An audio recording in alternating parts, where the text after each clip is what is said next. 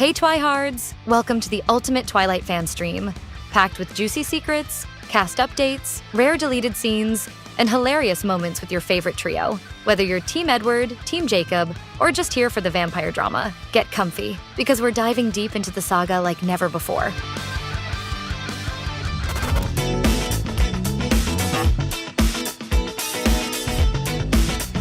From butt pads to hidden movie mistakes that fans are still discovering. It's been over 15 years since the first Twilight movie came out, but people can't stop talking about it even today. It feels like a kind of dream. Why was Robert Pattinson initially banned from being near Kristen Stewart? What bizarre classes did the cast have to take before filming? And why were cheese and honey involved in one of the scenes? We've got the surprising details that will blow your mind. It's no secret that, for Kristen Stewart, the role of Bella was a game changer. So yeah, it definitely kind of blew my head off. But she wasn't actually the first pick. Moreover, the actress wasn't too keen on joining the project either. The directors also considered Emily Browning, Michelle Trachtenberg, and Jennifer Lawrence. The top contender for Bella, however, was Lily Collins. Yeah, our very own stylish Emily in Paris. I think everything happens for a reason, and everyone who gets the roles they get were meant to. Instead, Lily starred in another eerie teen franchise, The Mortal Instruments, alongside Twilight's Jamie Campbell Bower. It's a small world, isn't it? Meanwhile, over 5,000 actors auditioned for the role of Edward, and author Stephen E. Meyer was adamant that Henry Cavill should play the main vampire. It took a lot of convincing to change her mind. The main argument was that Cavill was a bit too old for the role at 24. Honestly, today it's tough to picture anyone else in Pattinson's shoes, right? Oh. In fact, Robert was on the fence about auditioning for Twilight. When I read it, it seemed like it was a book that wasn't supposed to be published. Until he found out Kristen would be playing Bella. The actor was a huge fan of her performance in Into the Wild and was excited about the chance to work with her. During their initial chemistry test, they had to perform a passionate kiss, and Pattinson did it so well that he was asked to tone it down a bit. Later, director Catherine Hardwicke even made him promise to keep his distance, as Kristen was only 17 at the time. And they flew up and they're like, yeah, you have to do the opposite of what you're doing now or you're going to get fired today. And how did it turn out? Well, we all know. They ended up having a steamy romance. Did you know that he was your vampire? Yes. It's both funny and a bit serious at the same time. On the very first day, on-screen Edward was so nervous that his whole body was completely tense, especially his butt. Well, Rob almost tore his glute while trying to pick up Kristen. Couldn't even walk for about a week afterwards. The injury caused issues with the movie's insurance and led to the actor needing to call a doctor. I then had to get a physiotherapist to have a butt cheek massage afterwards, which was wonderful. That's quite a memorable start to the job, isn't it? On the other hand, Kristen Stewart focused on taking care of her part. She requested special butt pads be made for her, which really came in handy in the scene where Edward saves Bella from getting hit by a car. When Bella falls and lands hard on her heel on the ice, the pads ensured that the falls were a lot softer. Did you know that to get into character, the cast took cat classes? Yes, you heard that right. The creators of the saga made all the actors take a special course to master the grace and fluidity you'd expect from vampires. Nikki Reed thought it was very cool and interesting, while Ashley Greene called it one of her least favorite experiences. I think it bonded us a little bit because we all felt like idiots. The instructor was like, I need you to all move like cats and meow and hiss. And I was like, is she serious? Is she joking? But it seems the lessons didn't work out for everyone. In the vampire baseball scene, Pattinson was asked to growl menacingly in response to a threat. However, his growl came off as so weak that the creators decided vampires wouldn't make any special sounds at all. We might not have seen the actor who played Jacob after the first movie. The filmmakers didn't think Taylor Lautner was strong enough for the role. They wanted someone bigger and bulkier. Luckily, he wasn't ready to give up easily. Bella's best friend hit the gym and worked out hard to meet the casting director's expectations. Taylor trained diligently for about 9 months and gained 35 pounds. It's basically getting in the gym every single day. I basically kill myself. And he really showed off his strength on set. Hello, biceps. In Eclipse, Jacob has to effortlessly run up a mountain with Bella in his arms. They initially used a special elevator to hold Kristen for the scene, but it broke down quickly. So, Taylor ended up carrying his colleague for take after take for real. By the end of the day, my arms are just like shaking so bad. That actor is still known as the sexiest werewolf in movies. The only thing that couldn't be changed was Taylor's height, as he was practically the same as Kristen. To create a more masculine effect, he wore lifts in his shoes. For me, Kristen has been absolutely amazing to work with. Lautner didn't have Jacob's gorgeous hair in the first part, so he wore a wig, which he absolutely hated. There was hatred between both of us. It did not like me. I did not like it. Not fond memories. His hair was constantly getting in his eyes, and he was sweating. Just imagine how relieved the actor was when he found out that his character would change the look in the sequel. You cut your hair off? Nikki Reed, on the other hand, had to beg for a wig after the first movie. The actress decided to dye her hair blonde to better match Rosalie Hale Cullen from the book. She spent 36 hours in the hairdresser's chair, but the experiment was a disaster. Her hair started falling out badly, and she decided never to risk it again. The wig was a lifesaver, but Nikki still didn't enjoy the experience. I looked at my wig when I took it off, and I was so happy to get that thing off. And let's not forget about Pattinson's hairstyle, which has become his trademark. Hardwick originally imagined Edward with long, forever hair, so the hairdresser's assistant gave him extensions. However, the actor wasn't a fan of them. He ended up adding some tresses himself and styled his hair twice a day. Well, it seems Rob really enjoyed this look because even now he loves to go around with his hair all shaggy.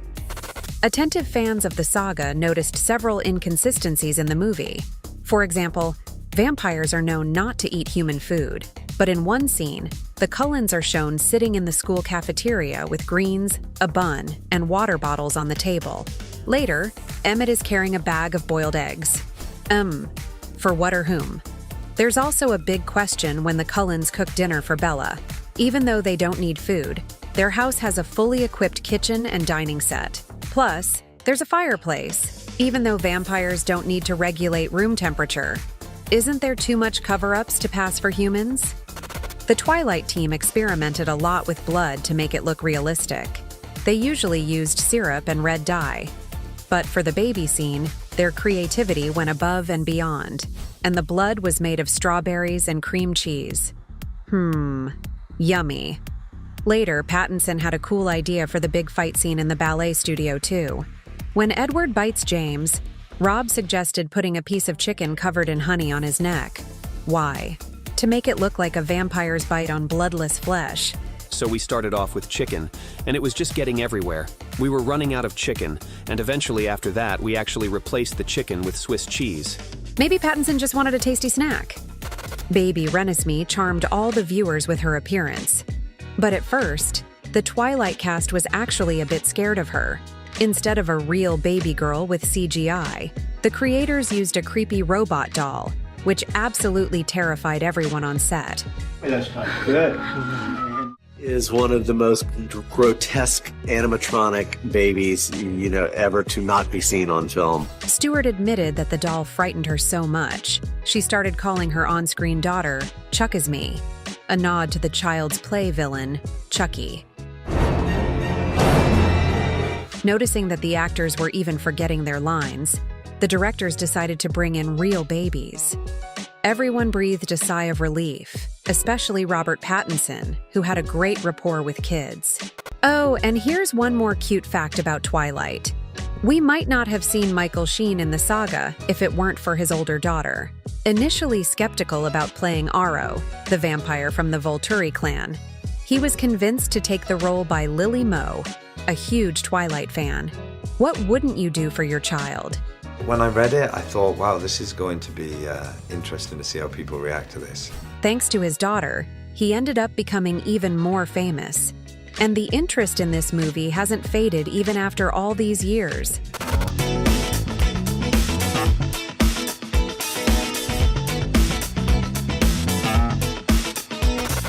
From a fake Kristen Stewart to fabricated forests and plastic wolves. Roll when you've got an image. We're looking back on the creation of the iconic Twilight saga. Action! Because the effects made 15 years ago still have a remarkable impact even now. All right, let's roll it. Fans of Edward all wanted to know how he got that radiant skin. The answer is, it wasn't easy. This glowing effect involved more than just computer tricks. They had to make sure the angle of the sunlight was right too. So filming only took place during daylight hours. The story was supposed to happen in Washington's cool fall, but it was all filmed in the summer in completely different places. Kristen and Robert endured hours in the hot sun. They were constantly squinting into the glare, working hard to capture those stunning shots.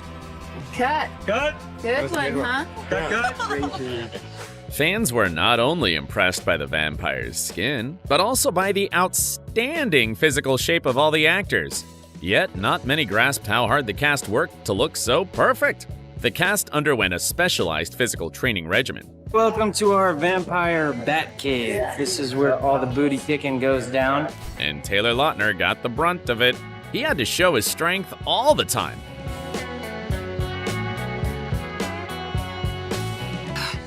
Dude, when did you get so strong? Sure, the actor spent a lot of time in the gym, but lifting a motorcycle by himself, that's too much. Wow. Okay. They don't help me much.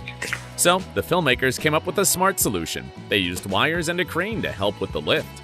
So there wasn't a lot of effort involved. The scene where Jacob has to carry Bella was a different story, though. A highly innovative rig with a specially designed molded seat was created for this moment. Originally, the idea was for Taylor to simply support Kristen's weight while he walked, but it didn't look realistic on camera. As a result, the actor ended up carrying his partner again, and again, and again. By the end of the day, my arms are just like shaking so bad. Thankfully, the vampire got a bit more help. In Twilight, the vampires run much faster than most athletes, so you'd think the cast would have been completely worn out by the end of filming, but to their delight, the creative team devised a clever trick to fake this. They attached the actors to ropes and harnesses. This helped them achieve that super smooth glide. They also spent a lot of time on the treadmill while the camera captured them from a truck. So long as you're not seeing their feet, it feels like they're actually going very fast. By the way, the actors had a blast filming those scenes. They even made a game out of it, competing to see who could run the fastest. But I beat everyone. We have a lot more secrets for you. Like, how did they fly so high? 3, 2, 1, go! It might look simple, but the actors were actually hanging from special harnesses, so it was tricky to stay balanced. And of course, all of them still had to act convincingly. 2, 1.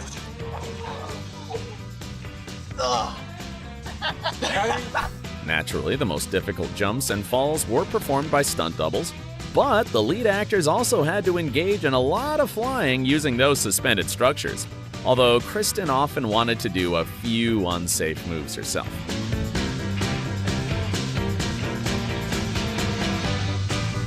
The actress proved to be quite daring and adventurous. Yeah, I like stunt work. Kind of scary though. Oh my God! Jesus Christ, I don't know why I can't handle that. I can't handle it.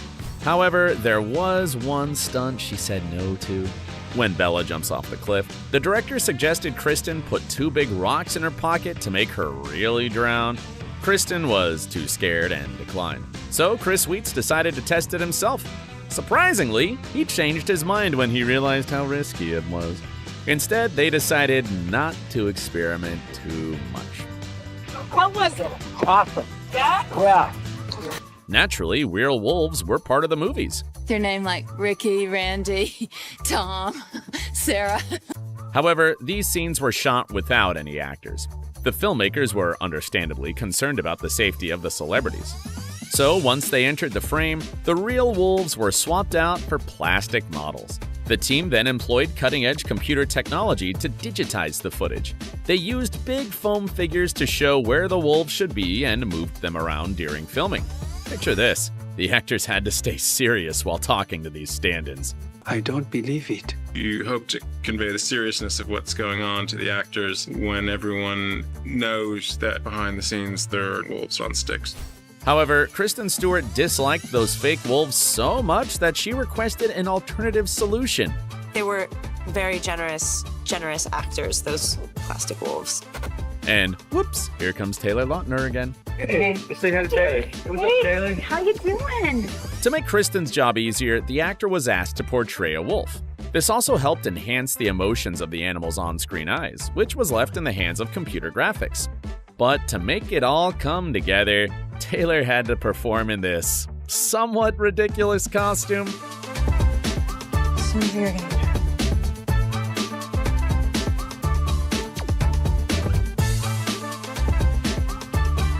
Well, Taylor did make a very cute wolf cub. We did great, I think. And did you ever notice the numerous scenes filmed in snowy mountain settings? Let's face it, it's quite challenging to pull off, not to mention dealing with the unbearable cold.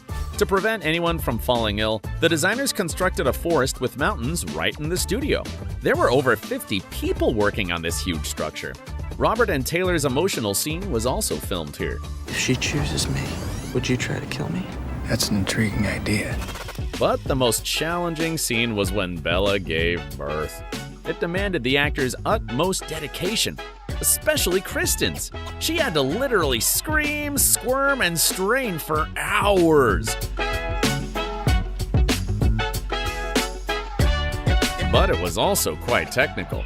To depict those limp legs after Bella's spine breaks, they crafted a special prop table. This table had a secret compartment which hid Kristen's lower body, and the fake legs were positioned on top. Looking down at really flimsy legs is strange. Her actual legs, clad in sweatpants, were carefully tucked beneath, but Kristen still needed help getting in and out of this setup. She definitely went through a lot.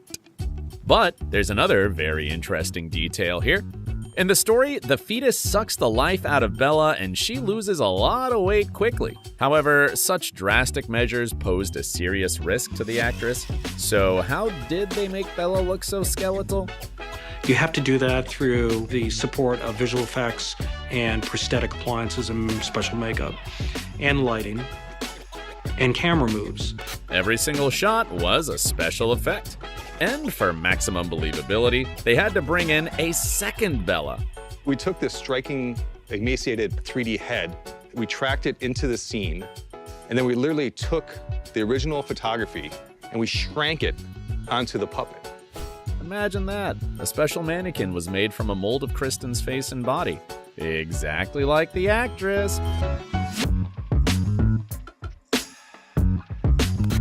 They created this doll. It's this thing, I don't know what to call it, that looks just like Kristen, minus 50 pounds. The resemblance was so uncanny that it even startled Kristen herself. Wow, that's not me. People would be like, oh my goodness. And I'd be like, no, I don't just look that bad right now. I mean, Crafting all of these scenes required a significant amount of time and effort, but the end result was definitely worth it. All right, ladies and gentlemen, thank you very, very much. That's a picture wrap on Breaking Dawn. Another scene that stands out for its grandeur is the final battle. It was really impressive. There were so many actors on one set at once that they required a lot of space, so it took a lot of time to find the perfect setting.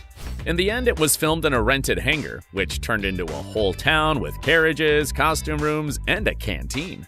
It was so extensive that the team even created fictional streets to help people find their way around. Another fascinating detail that you probably don't know is that they used shredded paper for snow. Imagine the amount of paper it took to achieve that effect. And it turned out to be a waste. The paper dust caused problems with the actor's eyesight and was a health hazard. So to fix it, they decided to pour water on the paper, and then it was back to square one. This scene had to be reshot a lot. In fact, one day the cast felt so drained that they decided to inject some fun into the set. So they organized a massive dance battle as a prank on the director. Each of them showcased a few choreographed moves, and the studio literally echoed with music. And we all thought it was the best idea we'd ever heard. That was genius. After this spontaneous burst of energy, the shooting concluded swiftly. Most importantly, it was a success. The filming of Twilight is truly remarkable in its scale. Which scene stands out as your favorite? Feel free to share in the comments.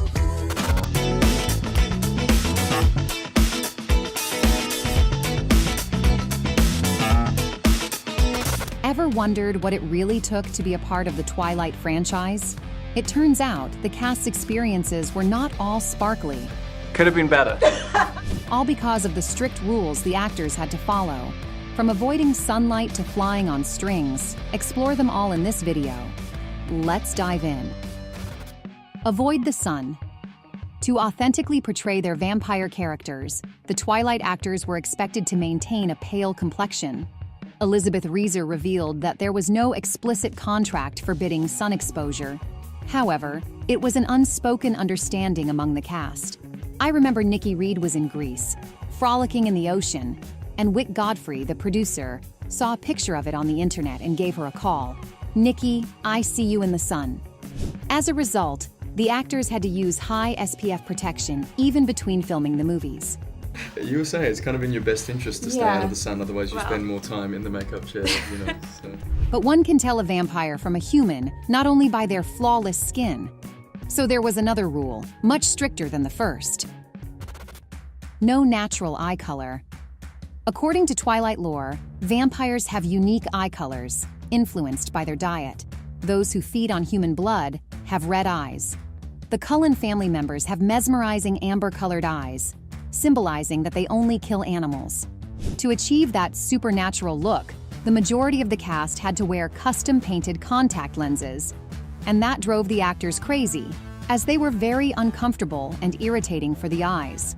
To top it off, they were very opaque, which affected vision. My entire performance was based on having extreme discomfort having contact lenses in your eyes, just kind of like that the entire time. Alright. But not only the vampire actors had to wear the contacts. Kristen Stewart's eyes are green, while her character had chocolate brown eyes in the books. I wore brown contacts throughout the whole series, but then switching into the vampire ones was so much worse. She often complained that they were painful and made it hard to express emotions naturally. However, there was one person who was happy that Kristen finally understood his own struggles. I used to complain about it all the time, and Kristen was just like, "What are you talking about?" And then as soon as she gets stuff on, she's like, "I can't do anything." And there was yet another guideline to maintain the character's iconic, brooding vibe. No smiling. The intense facial expressions of the Twilight characters became one of the signature elements of the movie franchise. You really have to get yourself in a different mindset. Kristen Stewart recalled that maintaining this look while filming was emotionally draining for her, but she was constantly told not to smile in promotional photos and events as well. And Robert Pattinson also mentioned that the cast had to keep their facial expressions in check, even if they didn't match their real feelings. He joked about how he would force himself to keep a serious face in front of cameras. It's kind of a mixture of looking like slightly constipated and stoned. And even that wasn't the last thing the actors had to be mindful of. Say goodbye to your hair. Nikki Reed, a natural brunette, had to undergo an extensive transformation to play the blonde Rosalie. It took 36 hours initially to make me blonde, and every other day I was bleaching my head and my skin. The process was so harsh that her hair started to fall out. To protect her natural locks, Nikki started to wear a wig for the role. And many of her co-stars also had to wear headpieces from the start to the end of the Twilight franchise. Cap your crown. Almost every actor in the franchise has been wearing a wig during filming. Moreover, hairstyles were constantly changing. We look like different people in every movie, and it just, you know, you didn't really get to have a say in it. That was quite a challenge for everyone, especially for Taylor Lautner. That must have been a real turning point for you to get rid of the locks, or were they extensions? That was a full-on wig. It was all the wig. I would never do that. The hairpiece in question was itchy and distracting, and often got caught in Taylor's mouth during scenes. So the actor was happy to finally ditch it in the third movie. Robert Pattinson shared Lautner's feelings. Initially, there were plans to give Edward long hair using extensions, but Rob just hated them too much. Still, he did have to don a wig later for reshoots of Breaking Dawn, Part 2. Pattinson had cut his hair since the original filming wrapped. As a result, he ended up wearing a wig which he branded a Frankenstein's monster, as it was composed of multiple pieces. Kristen Stewart also had to use fake hair for Eclipse, because she had cut her hair short for another movie, The Runaways. The next rule for the Twilight cast was even more demanding. Sculpt the physique. Portraying the world's most beautiful creatures was very high pressure. Actors who played the Cullens had to maintain a lean and otherworldly appearance. Before the shooting started, they went through some intense training, and while filming, the cast continued following strict workout routines and diets to stay in shape. Robert Pattinson shared that he focused on boxing and circuit training, because vampires aren't necessarily supposed to be large and muscular. Kristen Stewart naturally has a lean figure, which was totally fine for the first movies. However, she had to train more for Breaking Dawn Part 2, when Bella became a vampire. Kristen learned to move gracefully to capture the superhuman speed and agility. But it was Taylor Lautner who really transformed for the role of a werewolf. After Twilight, the skinny teen was supposed to evolve into a hunky sex symbol in New Moon. The producers didn't think Taylor would be able to do that as well, and planned to recast Jacob. So I had to fight for my role back and hit the gym. Yeah, thankfully I started that process the second we stopped filming the first movie. Lautner had been working out for months and gained about 25 pounds of muscle, and he was forced to be in a gym multiple times a day, 6 days a week, until the final movie wrapped. The next rule immediately succeeds this one, especially for the actors who played vampires. Do your stunts. Playing the cold ones meant that the cast members had to do a lot of action scenes. First of all, they learned to move with inhuman grace through ballet training. Then, the actors prepared a lot for scenes involving super speed, super strength, and high jumps. We were training so much for this film, you know, whenever we weren't shooting, we were at the gym or with the stunt team and learning all these sequences. Ashley Greene revealed that she grew up doing martial arts. Still, filming wasn't an easy ride for her as well. It was a lot of work as well, even though I kind of had some previous training. Apart from being physically demanding, the epic action sequences were actually painful. For those fast, gravity-defying moves, the actors were attached to thin, strong wires. You do 1 or 2 takes and it's just having your entire weight put on like the edge of a nylon strap. Just again and again and again. The rigs and harnesses were uncomfortable and often led to bruises. I think I'm laughing because I'm hurting so bad. It hurts so bad. And as if it wasn't enough, the cast had to be ready to follow the next rule. Embrace the chill. Anna Kendrick revealed that the biggest challenge for her was filming in harsh weather conditions. Many of her scenes were filmed outdoors in cold, wet weather, like the prom scene or Bella and Edward's wedding. The performers were shivering in their summer formal wear. In between takes, they would cuddle under blankets to stay warm. Anna joked that her real discomfort and irritation helped her embody Jessica's chatty and somewhat annoying personality. And the actors who played the Cullens recall with both fondness and shudder everyone's favorite baseball scene. It was a bonding experience because it was freezing. So we were all like, what is going on? Naturally, Taylor Lautner suffered the most from the cold. As you know, I wasn't wearing much clothing. Jacob and the other werewolves were rarely seen in shirts. And Lautner did quite a bit of his bare-chested scenes in the piercing frost. We were filming in Vancouver in March, so it was snowing quite a lot of the time. On top of that, he wasn't allowed to show any discomfort, as werewolves have higher body temperature. The actors also had to work under a grueling filming schedule. This meant one more final rule was obligatory: no breaks. The first movie of the franchise was filmed on a relatively small budget, about $37 million.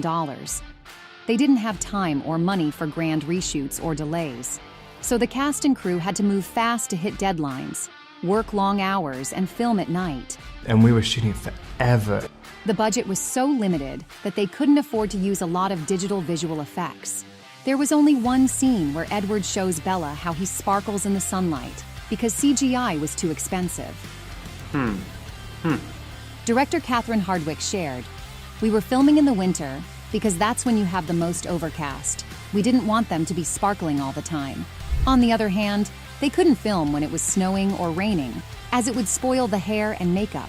That's why the iconic baseball scene took a week and a half to shoot, instead of the initial 4-day estimate. Understandably, it was exhausting for everyone involved.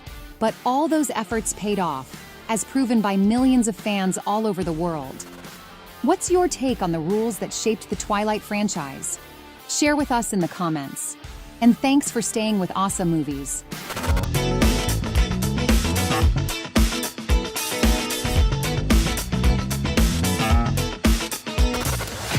From Robert Pattinson's endless fails to Kristen Stewart getting distracted, Broken out on her ribs. while the internet talks about the saga's reboot, let's revisit the fun moments from the set and more. Yeah! Awesome. In the case of Twilight, it's like saying expectation and reality. Oh my gosh! This is perfect. He was joking. Sorry. During intense and gruesome scene shoots, the actors would break into dance routines. Perhaps we should sell this in a dance-off.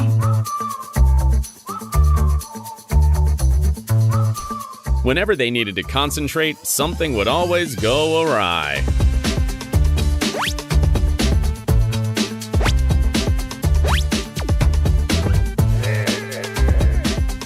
And instead of being out for blood, they were looking for cookies on the set. There you go, guys. Please eat your food. While Twilight explored the complex dynamics of human-vampire relationships, the cast were navigating their own challenges. It's extreme. Nothing in Twilight is easy. For instance, executing extreme stunts like flying and jumping wasn't a walk in the park for Kristen, but she was so committed to her role that she tried to do everything herself. Occasionally, the results were quite humorous. Jesus Christ, I don't know why I can't handle that. Well, it wasn't just Kristen who battled. Nikki Reed went through a lot too. I think I'm laughing because I'm hurting so bad. It hurts so bad. Make it go away. I'm gonna... And while the girls struggled to fly, the males could barely stay on their feet.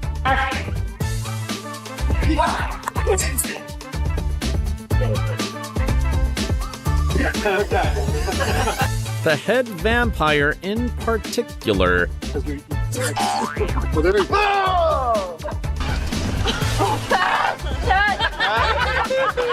and Kristen seemed very amused by it. Rob fell? No, I didn't see Rob fall. I wish I did. Except it wasn't long before she didn't just see but felt those falls for herself. Do you trust me? In theory. You gotta be careful with who you trust, especially with vampires. It got to a point where the actress was actually helping Robert. At times, she even guided him on how to perform backflips, as that was challenging for him as well. Laugh it up, but these two actors were sometimes really strange on set. No, Kristen and Robert got along just fine, but it felt like they got lost in each other's presence sometimes. 18 is a little... I'm sorry, I can't remember anything today. Just today, Robert. Rob, he's waiting for you. What? What? Go on. Waiting for what? Your line to finish. Oh, sorry. Even without any lines, things still managed to go awry. Where are we going? Come here, dude. You can't do that. I'm gonna die. But for them, the only risk of dying was from too much laughter. Me and Rob laugh more in the really serious scenes and like much, much less in the scenes that's supposed to be light and funny. We caught on to that. Robert simply couldn't control himself during some of the biggest moments of the movies, like when Edward marries Bella.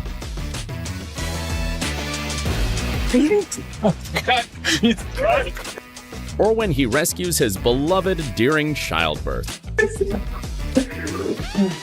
They still in bed. Shut up. However, the scene that required multiple retakes involved, of all things, an apple. His character was supposed to catch it, mimicking the cover of the Twilight book.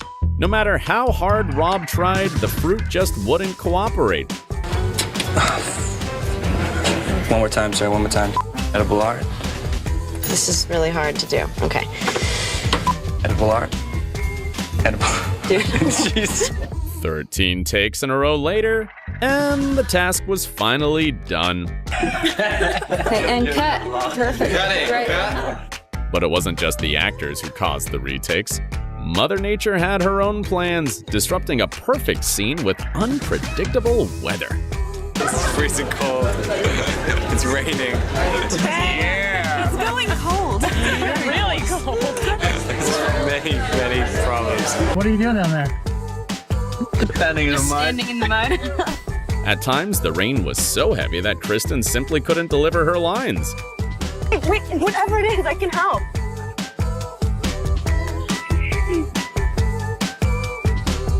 Did Sam hit you? Like, I'm drowning. I'm sorry. Like, all right. I don't know what you're talking about. This is ridiculous. Okay. By the way, Taylor couldn't always keep Kristen in his arms either. Okay. You know that one. However, he had an even tougher job, holding the actress for hours on end. Or like, Taylor, can you just carry Kristen for the day? Anything for a good shot. Besides, given Taylor's physique, you'd think he wouldn't have any troubles with it. This is painful. And his wolf impersonation was a total blast behind the scenes. The actor was just trying to make things feel real for Kristen, but man, they couldn't stop cracking up during takes. I would literally lean forward and like let her stroke my neck, and I'd move with it, and I was getting into it, but it was pretty embarrassing. Off-screen, this special dynamic between Bella, Edward, and Jacob was filled with playful banter.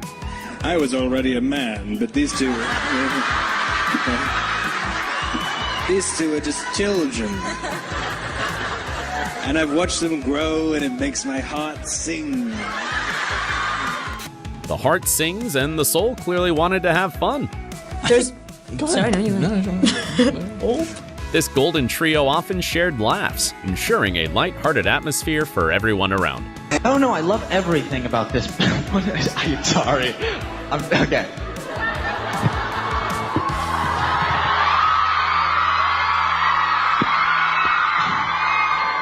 Jokes, jokes, jokes, but when they had to concentrate and act like this... Get your hand off me. At first, it came out like this. Get your hand off me. Don't fight. Oh, sorry. Keep your hands off her. Don't fight.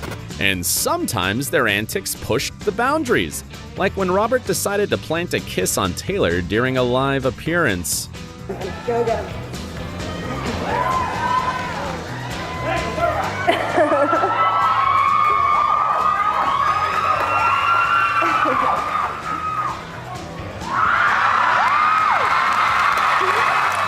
Whoops. But for real, the most cringeworthy moments? Of course they happened between Kristen and Robert. Sparks were totally flying between those two. I'm sorry, I can't look at you when I do it. All right. In some interviews, things got so intense that they even forgot their own names. Hi, I'm Robert. Okay, you should say that one more time. Hi, I'm Robert. And I'm Kristen. One more time, please. I'm Robert Pattinson, and I'm playing Edward Cullen. All right, yeah, I don't... It seems like someone needed to be a bit more focused. I just made up on the spot during the scene, so I wrote that coyote, and then... So do you believe And time by time, Kristen was known to get quite candid. For instance, when she talked about Bella and Edward having a child together. It was always in my head that, she's able to fight harder than any human really would be able to because of a little bit of that in her, literally.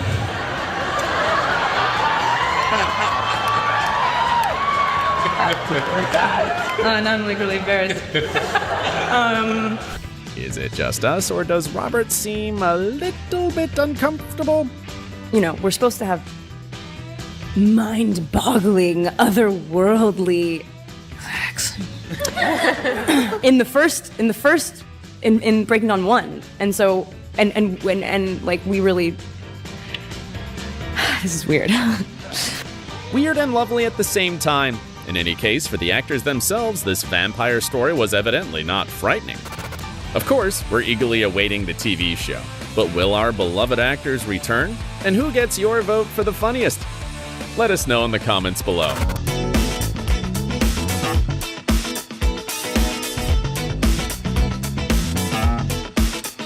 The Twilight books defined teen romance for a whole generation.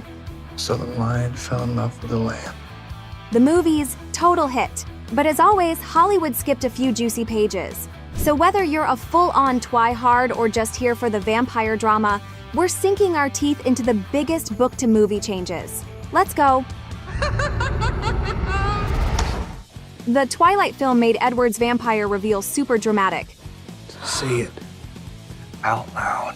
But the paper version, way more low-key. Instead of dragging Bella into the spooky woods for a glittery confession, Book Edward kept things chill.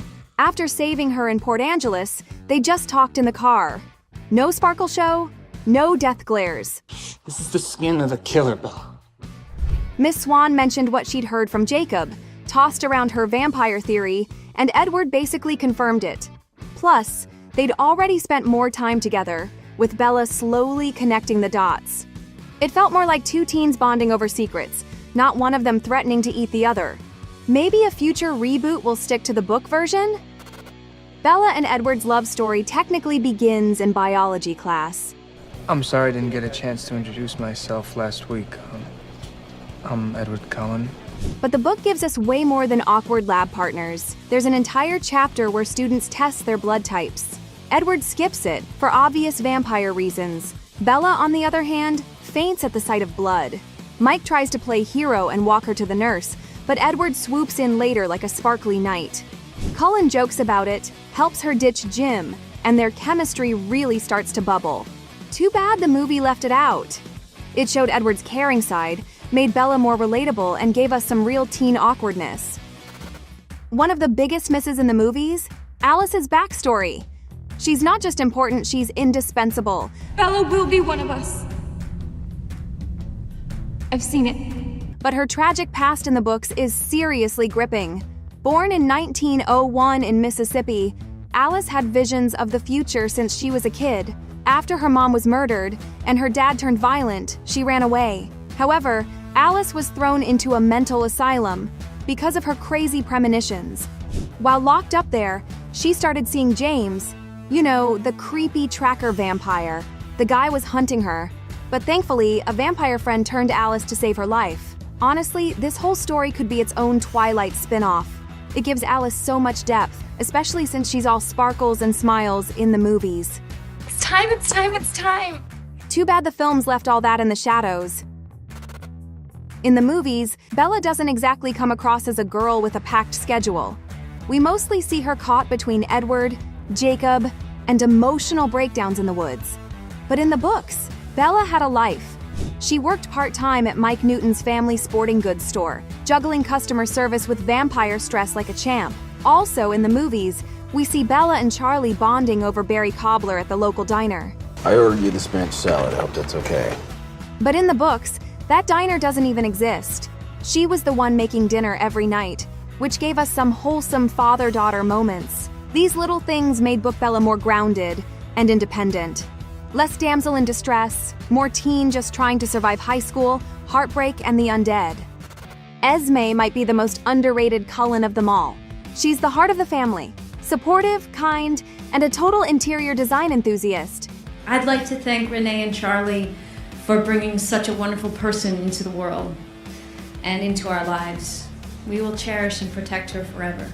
But in the movies, we barely learn anything about her past. In the book, though, she actually opens up to Bella before the iconic vampire baseball game. Turns out, her human life was anything but easy. She lost her baby and, overcome with grief, jumped off a cliff. Carlisle found her just in time and turned her into a vampire to save her life. It's a heartbreaking story that adds so much depth to her character. Plus, it explains why she's so fiercely protective and nurturing toward her adoptive kids. So it's a real shame the movies skipped it.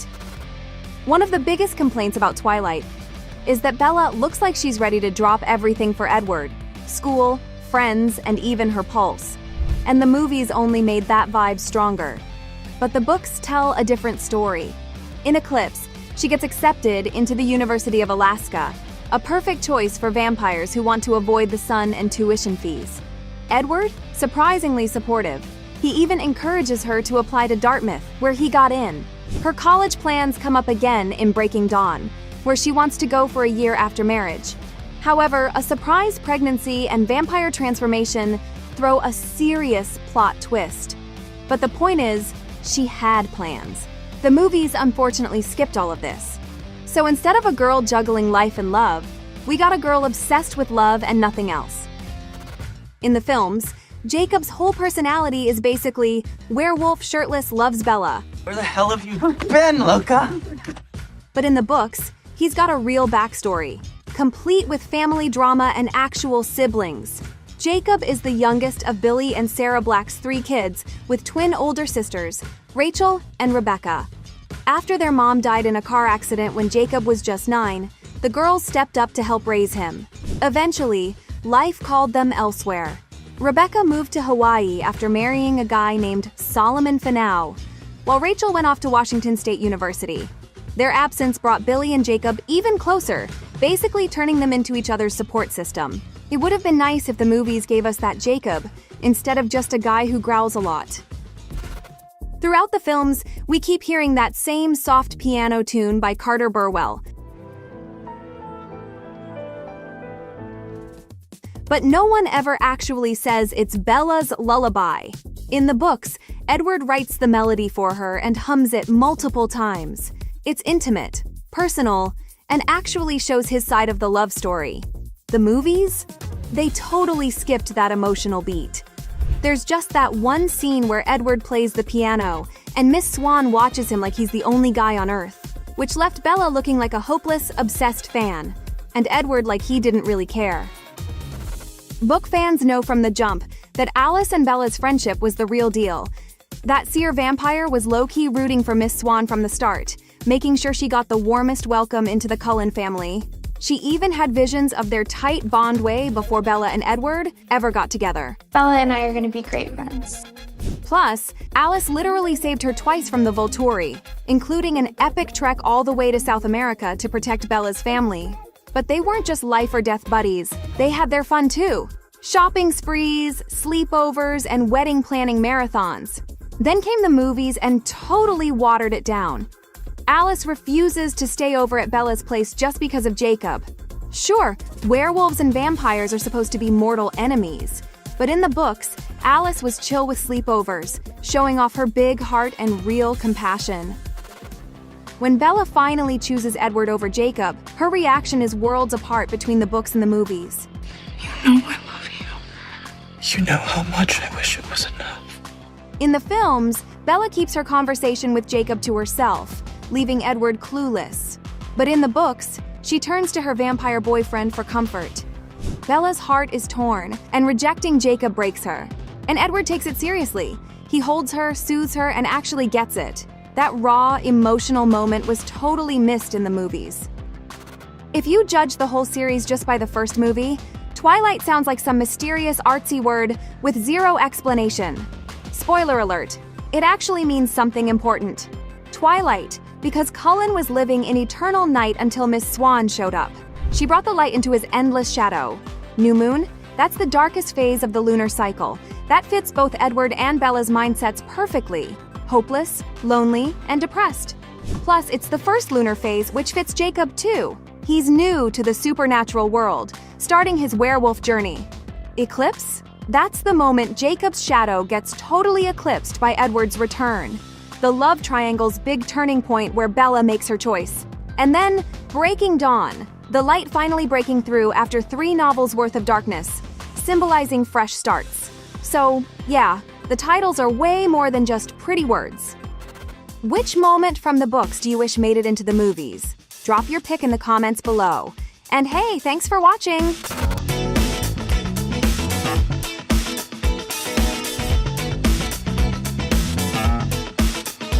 The last Twilight Saga movie hit theaters 12 years ago. Can you believe it? And if you've ever wished to wipe your memory just to relive the vampire drama, we've got the next best thing. OSSA Movies has gathered all the deleted and extended scenes you may have never seen before. So, hold on tight, spider monkeys. Let's dive in. Sadly, this scene was cut due to time constraints. But fun fact, it was actually Kristen Stewart's favorite. Edward warns Bella not to walk alone without him. Sometimes, I'm not the most dangerous thing out there. And when Bella suggests she should have died when that van almost hit her, Cullen drops one of the most iconic lines from the book. Bella, your number was up the first day I met you. And guess what?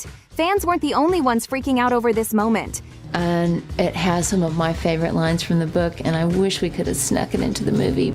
We feel you, Catherine Hardwicke, because leaving us without this scene? Total crime. Oh, fragile little human. This moment wasn't completely deleted, but it was cut short. Remember Bella's dream about Edward in Twilight? One version shows her looking anxious in her sleep. But the director revealed that they actually filmed several versions of this scene. And let's just say, one of them had an ending that fans would definitely have loved more.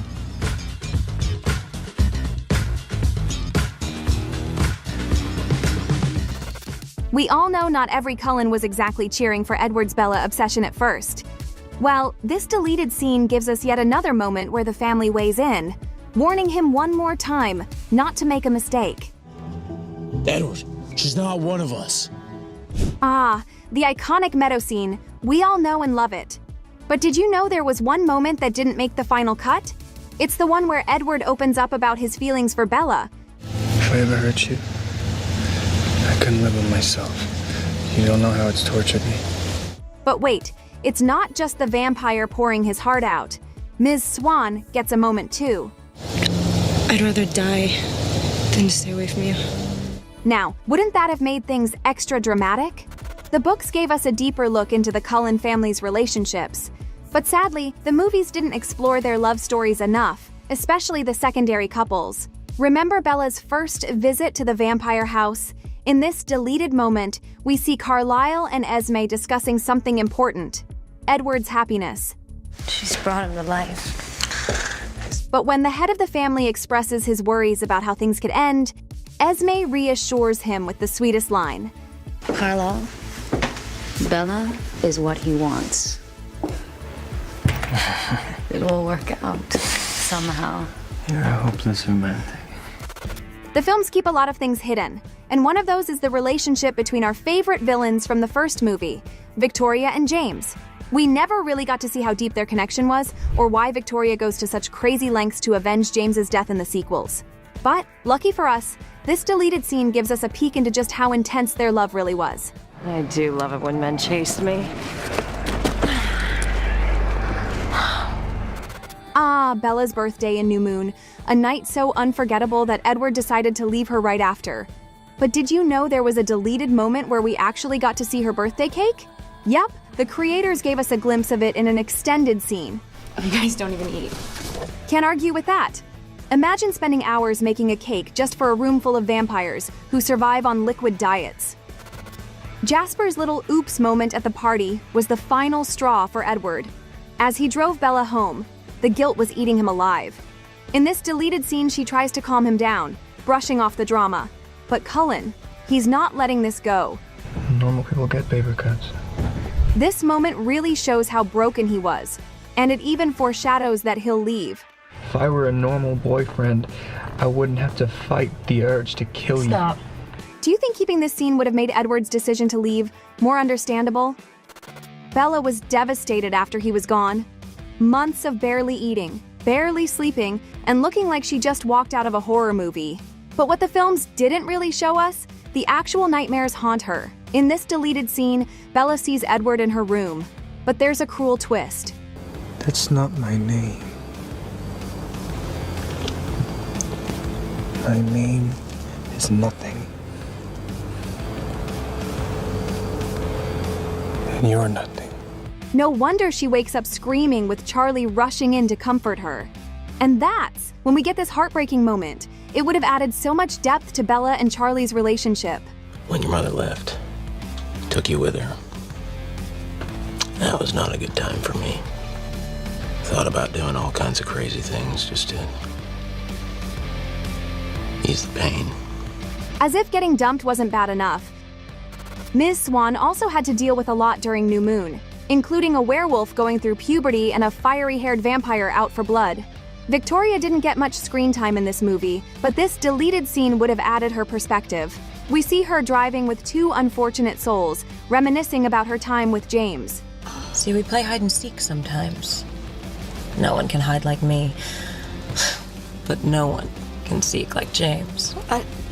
It also gives us a chilling look at just how deep her obsession with revenge really was. James always did love a screamer. Yep, this moment would have made her even scarier. The next extended scene comes straight from Eclipse, and if you've read the books, you definitely remember it. Early in the movie, Bella is worried about Jacob and wants to go talk to him. But overprotective Cullen, he cuts the wires in her truck so she can't leave for the reservation. Classic vampire boyfriend move. Naturally, Bella is furious, and Edward knows he messed up. I'll understand if you're too angry for me to come to your room tonight. Just keep the window closed. We then see Bella stomp upstairs and slam the window shut. But after a moment, she sighs, gives in, and opens it again. Because no matter how mad she is, she still wants him there. Another book moment that didn't make the cut. Remember when Bella actually managed to sneak off to see Jacob while Edward was away? Well, after that, she headed to Angela's to help with graduation invitations. But her friend immediately picks up on Bella's weird vibes.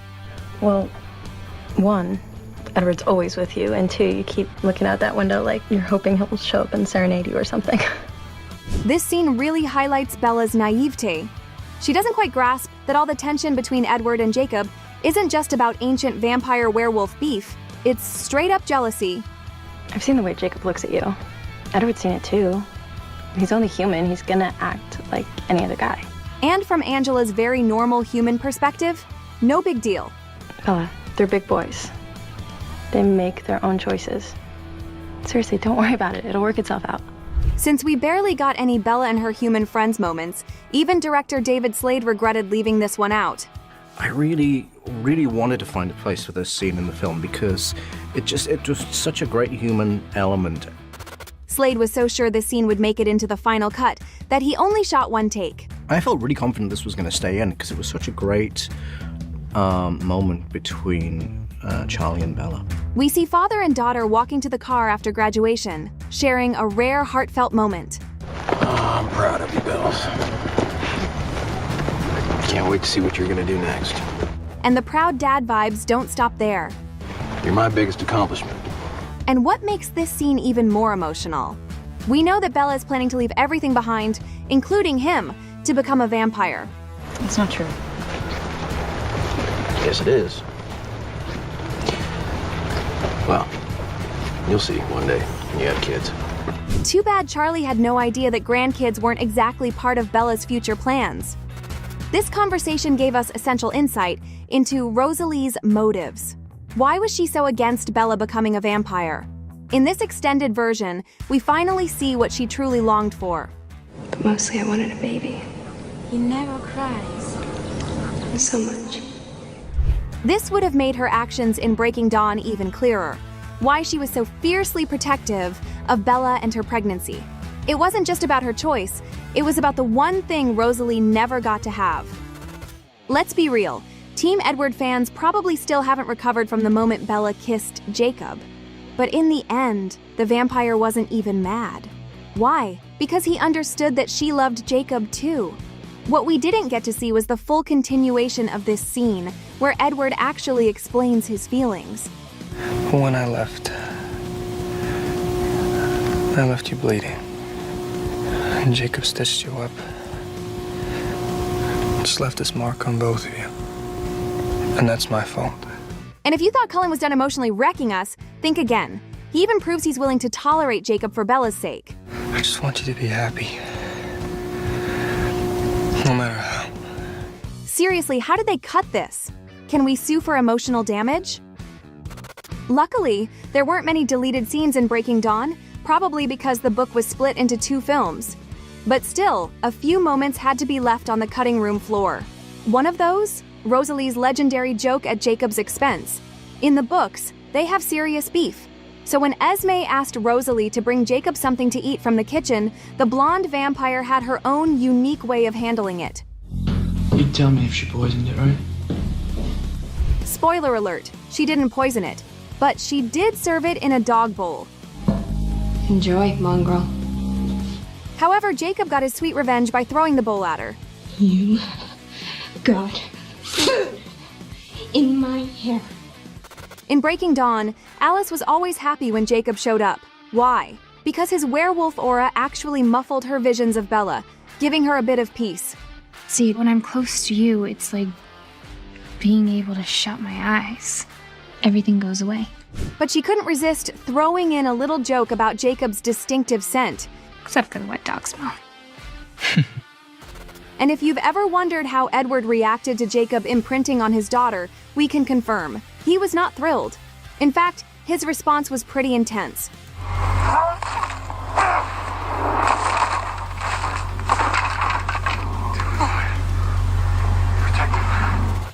Which of these scenes do you think wasn't as important, and which ones definitely couldn't be cut? Share in the comments, and thanks for watching.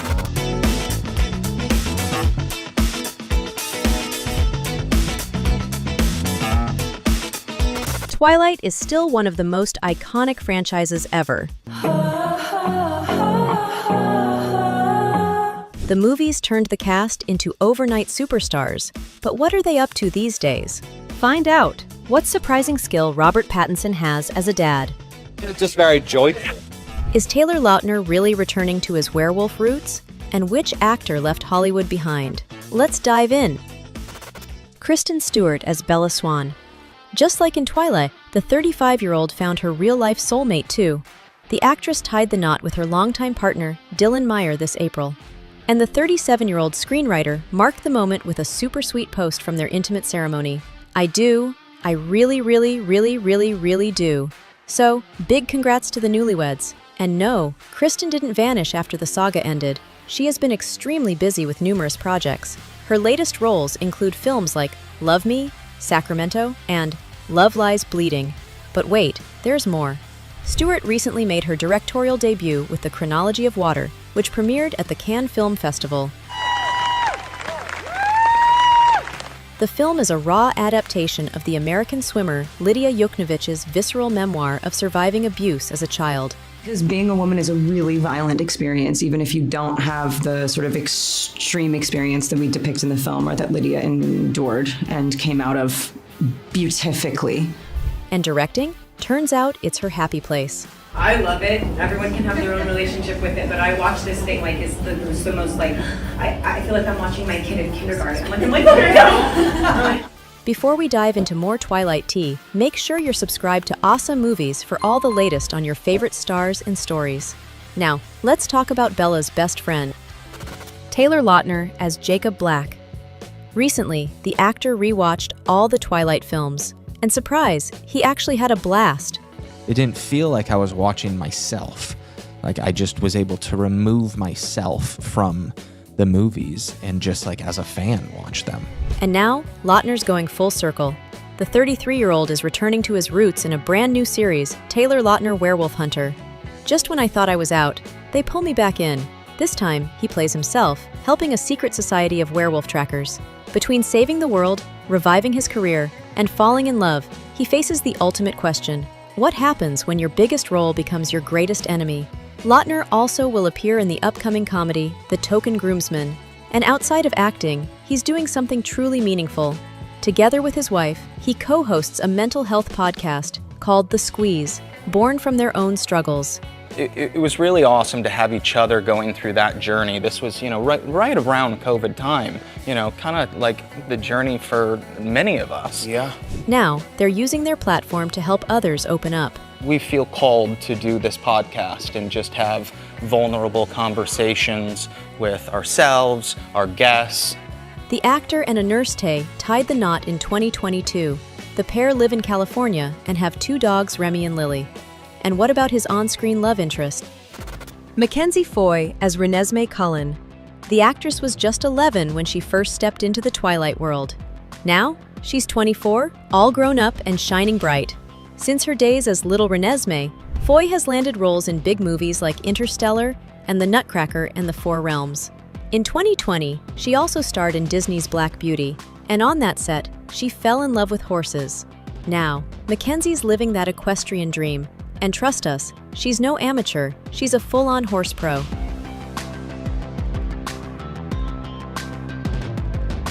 But for the 24-year-old, it's more than just a hobby.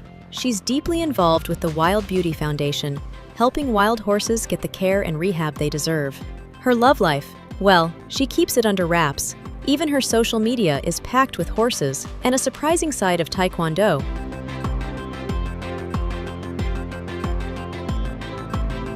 Yeah, don't mess with this young lady. Coming up, you'll also catch Mackenzie in the Western drama The Isolate Thief and The Man Who Saved Paris. Plus, she's aiming to dive into something new. Hopefully to start getting into writing and directing and the more creative side of it really soon. All right, time to see what the rest of the Cullen clan is up to. Peter Facinelli as Carlisle Cullen. Bet you didn't know the actor wasn't the first pick to play the vampire dad? But instead of sulking, he mailed the director Catherine Hardwicke a book called 50 Years of Vampire Making in Hollywood, with a friendly note wishing her a great shoot. And then, fate did its thing. The original actor dropped out.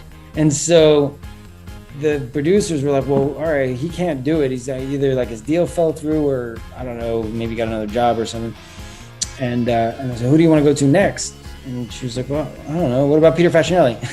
That's how Carlisle was born, and now we can't picture anyone else in that role. After Twilight, the 51-year-old kept busy with roles in Nurse Jackie, The Vanished, and The Unbreakable Boy. On the personal side, Facinelli was married to Beverly Hills 90210 star Jenny Garth for over a decade before their split in 2013. Together, they share 3 daughters. Later, he got engaged to actress Lily Ann Harrison, and in 2022, they welcomed their son, Jack. As for the Twilight family, still strong. Peter's often spotted at fan events and even had a mini Cullen reunion on Father's Day. I want to wish you a happy Father's Day. This is Happy our Father's Day, Dad. Happy Father's Day, Carlisle. It's all you dads out there. Next, we are moving to his on-screen wife. Elizabeth Reeser as Esme Cullen. Turns out, playing a vampire mom had its challenges, especially when it came to throwing punches. I realized I don't like pretending to hit people because it kind of makes me feel bad. Like, what if I hit them? What if I get nervous? Despite her gentle soul, Elizabeth nailed the role of Esme, and after hanging up her vampire fangs, the actress took on a string of roles, from The Haunting of Hill House to The Handmaid's Tale and The Uninvited. And in real life, the 49-year-old is absolutely glowing. In 2024, Reeser quietly tied the knot with composer Bruce Gilbert in a dreamy Italian elopement. Originally, we were making these huge lists of people to invite, but we realized pretty quickly it didn't feel right for us. So they kept it intimate, with a few close friends, including celeb power couple Sarah Paulson and Holland Taylor, as witnesses. Now, Elizabeth and Bruce live in LA with their 2 dogs. Okay, let's check in on her on-screen kids. Kellen Lutz as Emmett Cullen.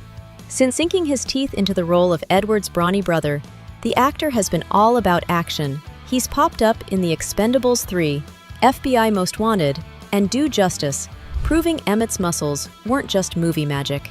And recently, he reunited with Twilight co-star Cam Giganti for the crime thriller Desert Dawn. I didn't get too much time hanging with him during Twilight, as I was focused on killing his character and protecting our Cullen family. But Cam is a super talented actor, and I know fans are going to love seeing him and I on the same team. Off-screen, the 40-year-old is living his best life with wife Brittany Gonzalez, a TV host and model. The couple tied the knot in 2017, and while their journey had tough moments, including a heartbreaking miscarriage at 7 months, their love only grew stronger. In 2021, they welcomed a daughter, Ashton Lily, followed by their son, Kason, a year later.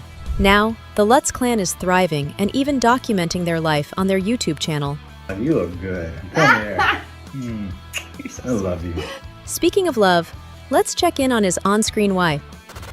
Nikki Reed as Rosalie Hale. The 37-year-old didn't just find vampire love on screen, she found it in real life too. Reed and the actor Ian Somerhalder had been friends for years, but only after her divorce from singer Paul McDonald, the Vampire Diaries star, made his move. He immediately said, "Well, I'm dating someone, but I'm gonna go tell her that this is over because it's always been you." And I was like, "No, don't do that." But he was like, "No, I waited a certain amount of time." They started dating in 2014 and tied the knot a year later in a private ceremony in California. Now, they're raising a daughter and a son, living the slow life on a farm, far away from the Hollywood chaos. That shift sparked a bigger change. And while Ian often jokes about walking away from showbiz, Nikki sees it more as a transformation. Yeah, he talks about walking away a lot. I don't view like a walk away. I sort of view a nice transitional moment right now of figuring out how to really marry business with passion, with, truly walking the walk. And that she does. Nikki runs an eco-friendly jewelry brand, Bay You With Love, and co-founded the Absorption Company, which makes tech-driven wellness supplements. Together with Ian, she even co-produced the documentary Common Ground, diving into sustainable farming and the future of food in America. Next up, let's see what her on-screen siblings have been up to. Jackson Rathbone as Jasper Hale. Saying goodbye to the franchise hit the actor right in the feels. It was about 3 a.m. It was wet. It was very, very cold. When they called rap, the core Cullen clan was there, and we just all kind of looked at each other and were like, man! Maybe that's why he still clings to his vampire roots, regularly showing up at fan conventions. At 40, Rathbone's keeping the creative spark alive. He recently starred in the comedy Books and Drinks and the drama Laws of Man. And when he's not acting, he's making music. Seriously, check out his tunes on Instagram.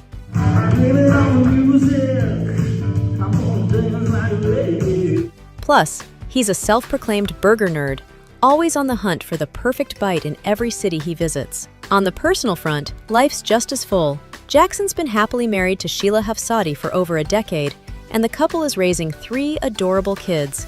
And we are moving to the quirkiest member of the Cullen clan. Ashley Greene as Alice Cullen. For the actress, the Twilight cast wasn't just co-workers, they became her second family. When you're a part of something like that, there's a bond there. You're with the only people in the world who know what you're going through. And so I think that created a really special bond for all of us. And after the saga wrapped, Ashley kept her acting career alive. Her latest credits include horror films like It Feeds and The Ritual. But she's not just busy on set. Greene co-founded Hummingway, a wellness brand helping women take charge of their menstrual health. In her personal life, the 38-year-old is thriving. She married Australian TV personality Paul Corey in 2018. Together they raise a 2-year-old daughter. According to Ashley, motherhood is the best role she's ever had. It's incredible the amount of love that they have for you. All of a sudden, I feel like everything that used to be so stressful just doesn't matter. There's such a bigger picture now. Finally, let's wrap things up with the charming vampire. Robert Pattinson as Edward Cullen. The actor hasn't exactly been Twilight's fan over the years. It's a weird story, Twilight, when it's not just it's strange how people responded. But weirdly or not, playing Edward Cullen brought him a huge fan base. Since then, his career has sparked even more. Most recently, he starred in Mickey 17 and Die My Love with Jennifer Lawrence. And yes, he's putting the cape back on for the Batman Part 2 and teaming up with Christopher Nolan again for The Odyssey. Oh, and rumor has it, he might be joining the upcoming Dune Messiah. When he's not acting, the 39-year-old is still serving looks as Dior's global ambassador. And in his personal life, things are going very well. He's been with singer Suki Waterhouse for 5 years. They welcomed their first baby in March 2024, just a few months after their engagement. The couple keeps things super private, but rumor has it they kicked off 2025 with a dreamy secret wedding in the Caribbean. They were so cute and sweet. Their baby was there in a gorgeous little bridesmaid's dress. Pattinson is thrilled about fatherhood. I think in the most unexpected ways, having a baby gives you the biggest trove of energy and inspiration afterwards. And when it comes to diapers, he's basically a pro. Yeah, I'm an expert. Literally, like, the stealth nappy when the baby doesn't even know they've had their nappy changed. We hope you enjoyed this nostalgic bite of Twilight magic. Want more updates on your favorite stars? Make sure to check out our other videos. And as always, thanks for watching. Thanks for watching, Twilight fam. If you loved the stream, don't forget to hit that like button. Subscribe for more behind-the-scenes tea and let us know in the comments which Twilight moment will live rent-free in your head forever. Until next time, sparkle on.